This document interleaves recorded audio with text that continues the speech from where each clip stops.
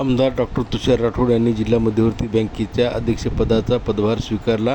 नमस्कार, जनहित न्यूज लाईव्हमध्ये आपलं सहर्ष स्वागत. नांदेड जिल्हा मध्यवर्ती सहकारी बँकेच्या निवडणुकीमध्ये शेतकरी विकास पॅनलने विजय मिळवला असून बँकेच्या अध्यक्षपदी आमदार डॉक्टर तुषार राठोड यांची तर उपाध्यक्षपदी मिनल पाटील खतगावकर यांची बिनविरोध निवड करण्यात आली असून या दोघांनीही आपला पदभार जिल्हाधिकारी यांच्याकडून 13 ऑगस्ट रोजी स्वीकारला आहे. असं आहे की या दोन गोष्टी केल्यानंतर आमची सेवा नक्कीच सुधारेल आणि त्यानंतर संचालक मंडळामध्ये ठराव करून आणि राज्य सरकारकडे आम्ही त्या ठिकाणी मदत मागू असं मला म्हणता येणार नाही, कारण ते राजकीय ठरेल.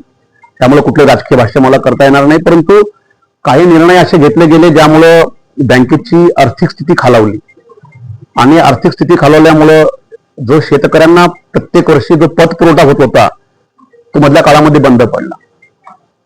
मधल्या काळामध्ये जेव्हा संचालक मंडळ बरखास्त झालं त्यानंतर जिल्हाधिकाऱ्यांना त्यांनी प्राधिकृत अधिकारी म्हणून या ठिकाणी नेमणूक केली होती शासनानं आणि त्या काळामध्ये बँकेची थोडीशी स्थिती सुधारलेली आहे. त्यामुळं ही स्थिती अजून चांगली झाली पाहिजे, कारण जर आर्थिक स्थिती चांगली होईल तरच खऱ्या अर्थानं शेतकऱ्यांना आपल्याला पतपुरवठा करता येईल, त्यांना आपल्याला लोन देता येईल. कारण तुम्हाला माहित आहे की राष्ट्रीयकृत बँकांमध्ये लोनची प्रक्रिया फार लांबलचक असते किंवा त्याला फार मोठ्या प्रमाणामध्ये बँका त्रास देतात, सर्वसामान्यांना लोन भेटत नाही. त्यामुळे ही बँक अशी आहे की ज्या ठिकाणी सर्वसामान्य माणसाचा अप्रोच त्या ठिकाणी आहे. त्यामुळं बँकेची स्थिती चांगली झाली पाहिजे आणि शेतकऱ्यांना लोन भेटलं पाहिजे. या बाबतीतून भविष्य काळामध्ये आम्ही काम करू. अतिशय अल्प कर्मचाऱ्यांना सोबत घेऊन बँक काम करत आहे. काही शाखा ग्रामीण भागामध्ये अशा आहेत ज्या ठिकाणी फक्त एकच कर्मचारी काम करत आहे. त्यामुळं मागच्या संचालक मंडळाने भरतीची प्रक्रिया सुरू केली होती, परंतु ती प्रक्रिया सदोष होती आणि त्यामुळं सरकारनं त्यामध्ये हस्तक्षेप करून ती प्रक्रिया थांबवून ठेवलेली आहे. आता आम्ही सरकारला विनंती करू अतिशय पारदर्शक अशी पद्धतीनं ही भरती प्रक्रिया आम्ही राबवू.